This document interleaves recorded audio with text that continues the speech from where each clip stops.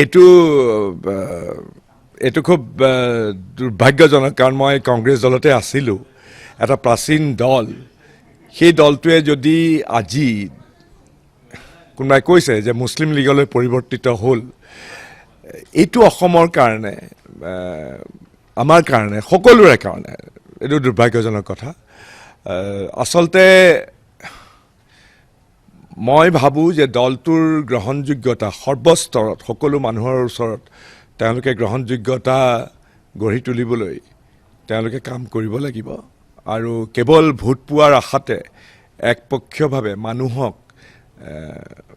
ভাগ ভাগ কৰা যিটো ৰাজনীতি, সেই ৰাজনীতিৰ পৰা তেওঁলোকে আঁতৰি আহিব লাগিব। সকলোৰে কাৰণে তেওঁলোকৰ গ্ৰহণযোগ্যতা বৃদ্ধি কৰিব লাগিব। গোটেই ৰাজনীতিটো তেওঁলোকে, মই কংগ্ৰেছ দল এৰি অহাৰ মূল কাৰণটো তেনেকুৱা ধৰণৰে আছিলে। বিভিন্ন ধৰণৰে সৈতে তেওঁলোকে যিটো ৰাজনীতি কৰিছিলে, সেই ৰাজনীতি, কাৰণ আমাৰ যিটো অসমৰ যিটো কম্পজিট কালচাৰ, আমাৰ সকলো আছে আমাৰ লগত। গতিকে অকল একপক্ষীয়ভাৱে ভোট পোৱাৰ স্বাৰ্থতে যিটো ৰাজনীতি তেওঁলোকে কৰিছিলে, বহুত ক্ষেত্ৰত এটা বৰ শ্বাসৰুদ্ধকৰ পৰিৱেশ হৈছিলে আমাৰ কাৰণে। মই শুভেচ্ছা জনাইছোঁ, তেওঁলোকে আত্মবিশ্লেষণ কৰা উচিত আৰু সকলোকে লগত লৈ কাম কৰিবলৈ শিকা উচিত।